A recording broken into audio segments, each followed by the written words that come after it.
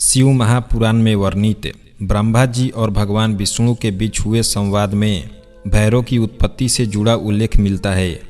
एक बार ब्रह्मा जी और विष्णु जी के बीच यह चर्चा छिड़ गई कि दोनों में बड़ा कौन है। चर्चा के बीच शिव जी का जिक्र आने पर ब्रह्मा जी के पांचवें मुख ने शिव जी की आलोचना कर दी। शिव जी बहुत क्रोधित हुए। उसी क्षण भगवान के शिव के क्रोध से काल भैरव का जन्म हुआ। इसी कारण से काल भैरव को शिव का अंश कहा जाता है। काल भैरव ने शिव की आलोचना करने वाले ब्रह्मा के पांचवें मुख को अपने नाखून से काट दिया।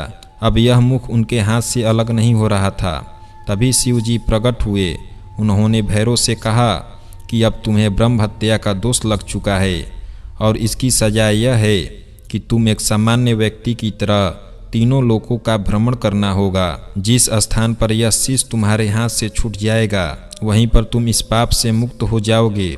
शिव जी की आज्ञा से काल भैरव तीनों लोकों की यात्रा पर चल दिए। उनके जाते ही शिव जी की प्रेरणा से एक कन्या प्रकट हुई, एक तेजस्वी कन्या जो अपनी लंबी जीभ से कटोरे में रक्तपान कर रही थी। यह कन्या कोई और नहीं ब्रह्म हत्या थी।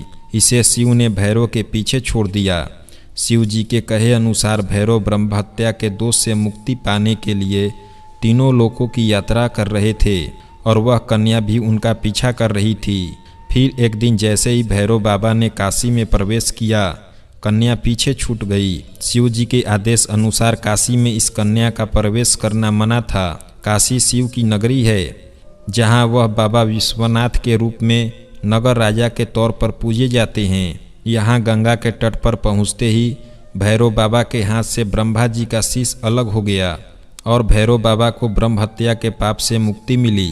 काल भैरव के पाप मुक्त होते ही वहाँ शिव जी प्रकट हुए और उन्होंने काल भैरव को वहीं रहकर तप करने का आदेश दिया।